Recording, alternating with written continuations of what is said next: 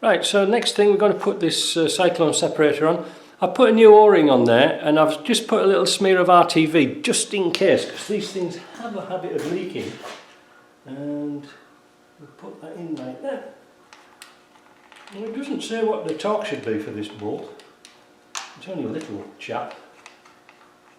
And I think we'll just use our judgment on that one.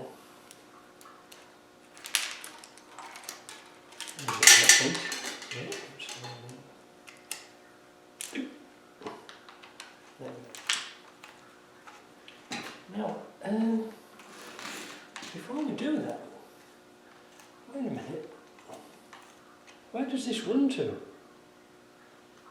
On the TDI there was a tube going to the bottom. Oh yeah, there's a great big tube goes down there, isn't there? Damn, nearly forgot that. At the bottom on the sump, there's a pipe that goes into the sump.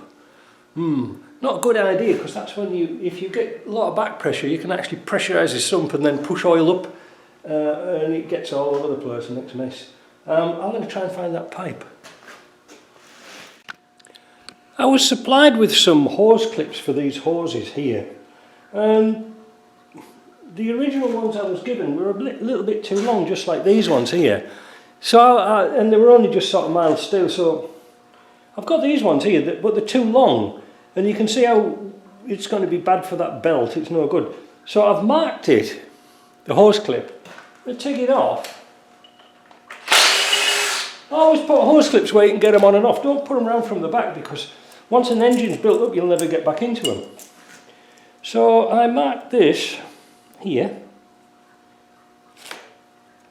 I'll cut this piece off. Right. I could actually do a little chamfer on there, couldn't I? That would look really smart, wouldn't it? Just looks like a brick part one, wouldn't it? Just take that one down. Yeah. Put this one on. See what it looks like.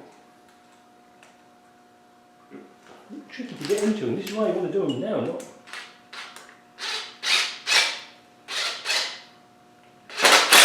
There. Now they look a lot better, don't they? See? Should have chamfered that one off. I might just take a Dremel and or a file and just file that one off so it looks sexy. Like I say, put them so you can get the hose clips off. I'm going to straighten that one off. Yeah. These hoses here were a bitch to get on.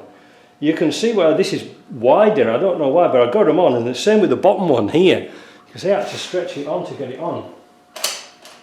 So, what I'm stuck for now is finding out what that breather hose does. We've also got to put a breather hose going from here down to the bottom. I don't know where all the bloody hoses have gone. Anyway, should I put the injector pipes on? Are they going to get in my... Well, after a bit of digging around, I actually found the injector pump bolts. Now, pay attention. This is really important, because a lot of people have cocked up jobs doing this. If you look very carefully, if I can get it right way around, it says out on this one. This one goes at the back, and this one, with the big holes in, goes to the front. Because, well, let's move the camera.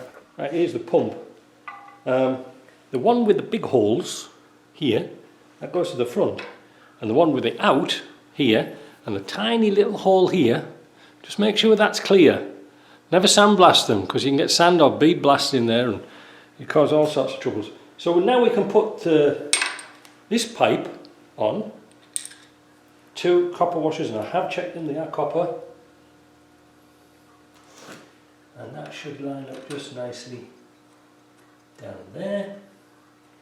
Now for the pipe for the front, I was given another pipe here, but I've got a sneaking feeling this is for the fuel pump here. I'm not sure. Could be, so I'm not going to fit it, but I'm going to put the bolt in so that I know that the bolt is there for when we pipe it up. You get my drift, so we know where everything is, because we're getting to the stage now where we're running out of parts, And I'm finding little bags and boxes, well, little plastic bags full of bits and pieces. Because like I say, I didn't take this apart. So I don't know where a lot of the bits are. Never mind, it's not a problem. Now, one other thing I'm going to do is here. This is the bracket for the heater pipes, goes on top of the engine. I'm going to take that apart, I'm going to put it through the blaster, and then we're going to give it a coat of that really super duper galvanised paint, make it look a bit smarter. So that's the before. So there's that bracket with that galvanised spray on. Looks pretty good, doesn't it? It took a couple of minutes. Well, here's the exhaust manifold. I got the studs out. The method of heating and beating and candle wax works a brilliant combination, but I just ran the belt sander across here just a little bit, and you can see the high spots, but you can probably see here where the gasket's gone in. So I'm going to plane that down and let's see what happens. Well, that manifold was a little bit worse than I thought, so we went to JP's and he remachined it. It was about 6/1000 of an inch out. I think you can buy this piece of the manifold, but the less bits we have to buy the better. So I'm going to bolt this on and then we can put the turbo on. Well, I had a little bit of fun putting this manifold back on, this turbo. The manifold fitted nice, that was no problem at all, but I had to replace a stud here, that was missing, and getting the pipes on was a bitch of a job. No wonder what a crazy idea. Like they put the oil return pipe right close to the exhaust where it's straight down. They're really nasty to get in, and I'm not sure of the routing of the pipes down here because I've never seen a 200 TDI for donkey's years. Also, there seems to be like a tube missing off here. It's obsolete now, but I think I might just get JP to knock one up, you know, to support that, to stop it shake, rattling and rolling.